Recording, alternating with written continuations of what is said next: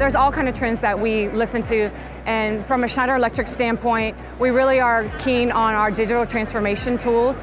A lot of municipalities, a lot of design firms that go to municipalities are seeing, you know, the 1980s and the 1990s where they never had funding before from a digital standpoint. So they're coming to us with all the tools. We have anything and everything from a water perspective, from a water cycle circle, to show what kind of digital tools we have, from a sustainability point all the way down to predictive maintenance, storm leakage, storm drainage, anything and everything that we can provide to a municipality is what they're asking. So when we walk to a municipality or walk down a municipality, they have many problems that they are faced with, and we're looking at it from a digital perspective because they're like, well, we didn't even know these type of technologies exist.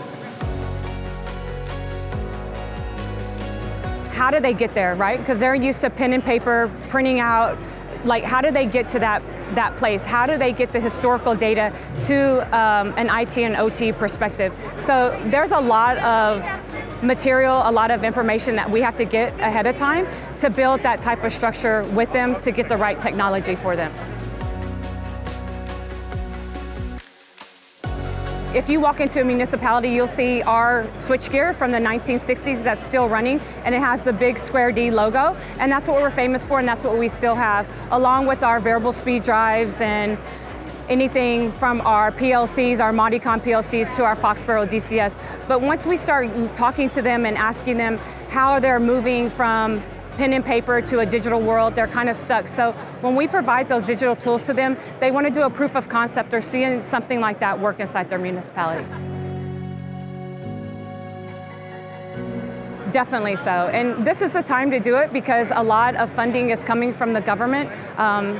They have the IJA money, they have their state revolving funds that are not given to them, but there is some grant access that they have to get to have these funds, these capabilities to get these tools.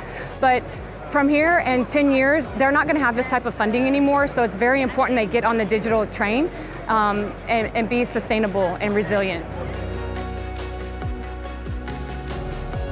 That's a great question because we know the silver wave is happening in the municipalities. There's a lot of retirement going on, and there's some that, you know, really don't have the technical background as the new age people are coming about. So the environmental engineers that we see in the colleges and the trade shows that want to still be involved in water because it is the thing we have to survive, they're seeing a really crucial role in what they can do for society. So bringing that talent to the water network is something that we look for.